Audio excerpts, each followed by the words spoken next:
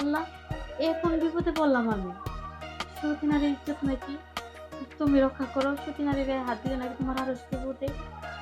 আল্লাহ, তুমি আমাকে রক্ষা করো এই জানোয়ারের হাত থেকে। এই সারা বক বক করে কি কইস? নিয়ে সরাসরি আমার বাসায় নিয়ে আসমু। তুই জানিস না যে কোনে নিয়ে যা লাগবো? হ্যাঁ, সরাসরি আমার বাসায় নিয়ে চলে আয়। কেডো কি কয় না কয় সেটা তো আমি দেখবো, তাই না? এত পেঁচাইস না তো গেদা কথা, আমি তোকে যা কই তাই শোন। তুই সরাসরি মিয়া নিয়া আমার বাসায় চলে আসবো। আমার কি কেউ কি কেডো আছে রে? কেন কি কব? এই খারা, এই দাঁড়া, 2 মিনিট পরে কথা কই। তুই আবার কোন যাস? কই যাব? হ্যাঁ? তোমার জন্য তো আমার সংসারটা ভাঙছে। আমার স্বামী এইসব কারণে তোমার জন্য আমাকে ডিভোর্স দিছে। কে রে? আমার জন্য তোর সংসার ভাঙবো কে? আমি তো সব শুনছি, মনে করো কিছু শুনি নাই। কি শুনছিস? নিজের ভাই হয় ছি। দুনিয়ার মেয়ে মানুষ নিয়ে এসব করো বাসার মধ্যে।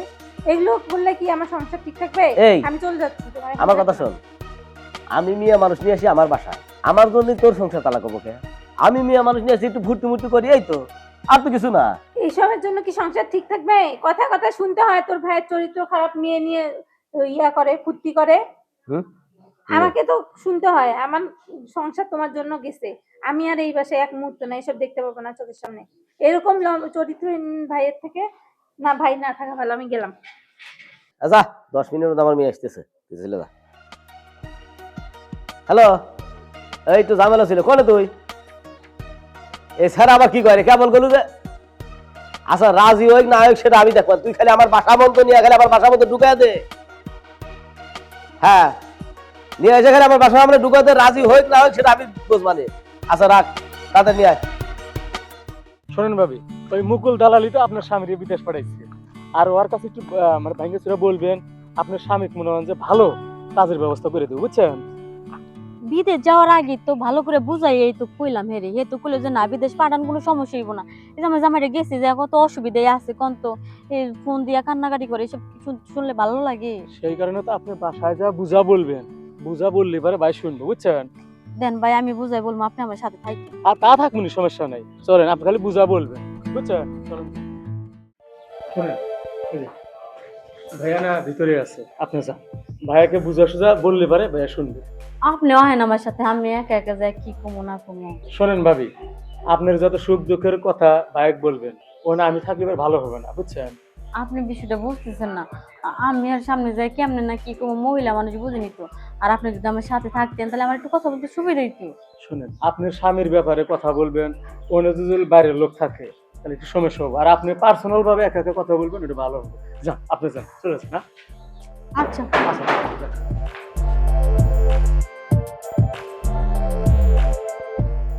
কি ব্যাপার, 10 মিনিটের কথা করে আধা ঘন্টা যায় বন্ধু আসতেছে নাকি? এই সব সাল বাইলে আসলে কোনো কাম হয় না। কি করি কত যাবো, এক জায়গায় দেরি হয়ে গেল না। আমি একটা কথা শুনতেছে না নাকি? পরে কইলাম বুঝা টুজা নিয়ে আসছো, কেমন আসো?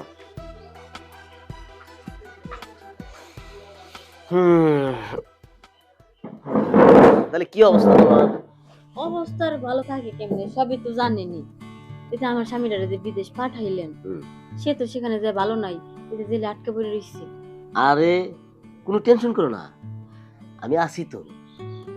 তুমি তো ভালো করেই জানো আমি যেটা বলবো সেইটাই। বিদেশ বিদেশ সাইলেন মাইলেন জেনে কও, মনে করো আমার ক্ষমতা তো জানোই। জানি দেখি তো আপনার কাছে আইছি। এখন দেখেন আপনি যেমনে পারেন আমার স্বামীর একটু সারানোর ব্যবস্থা করেন, আর ভালো একটা চাকরি নিয়ে দেন ওখানে। স্যার আমি তো কালকে রাতে কথা বললাম, বিষয়টা তো একটু অন্যরকম হয়ে যাচ্ছে। কারণ তোমার তো আর্থিক অবস্থা খুব একটা ভালো না।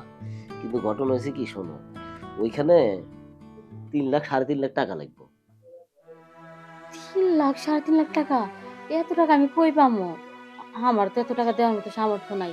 বড় জোর 20,000 টাকা ম্যানেজ করতে পারবো, এর বেশি তো আর পারুম না। আরে পাগল, 20,000 টাকা তো টাকা হইলো। আর তোমার কি টাকা ম্যানেজ করতে কইছি?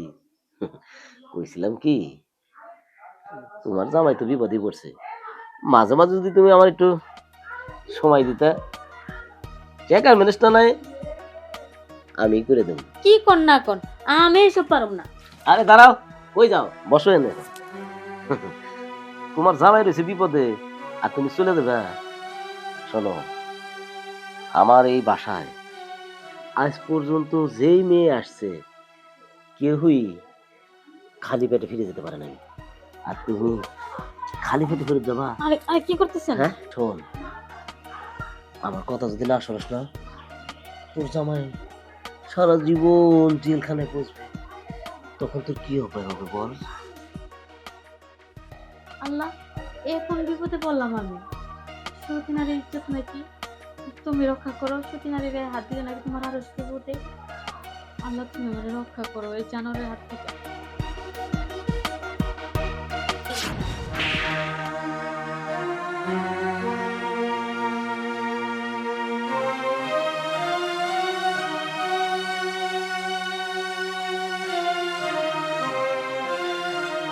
দেখ, তোর সাথে আমি কোনো খারাপ কাম করবো না, আর যেটুকু করছি তুই আমার মাফ করে দে, কারণ তোর ইজ্জত নিতে গিয়ে তোর চেহারার মধ্যে আমার বোনের চেহারা ভেসে উঠছে। স্বয়ং আল্লাহ করে দেখাইছি, দেখ মানুষের ইজ্জত নষ্ট করতে গেলে কি হয়। মেয়েরা তো নারীর জাত, বোনের জাত, তোরা তো সেটা মানিস না। তোরা মেয়ে মানুষ দেখলে শকুনের মতো ঝাঁপিয়ে পড়িস তাকে ছিঁড়ে পুড়ে খাওয়ার জন্য। দেখ, তুই আমার মাফ করে দে, তোর জামাই বিদেশ আছে না, সব ব্যবস্থা করবো আমি, তোর কোনো টাকা পয়সা খরচ করা লাগবো না, ওখান থেকে সে কামাই করে পাঠাতে পারবো, আমি জেলখানাতে বাই করবো। আর তোর সাথে যেটুকু হয়েছে তুই আমার মাফ করে দিস। এই যে কান ধরছি, আমি আর জীবনে কোনো মাইয়া খারাপ চোখে দেখবো না, যতগুলো মাইয়া আছে সব আমি বোনের চোখে দেখবো।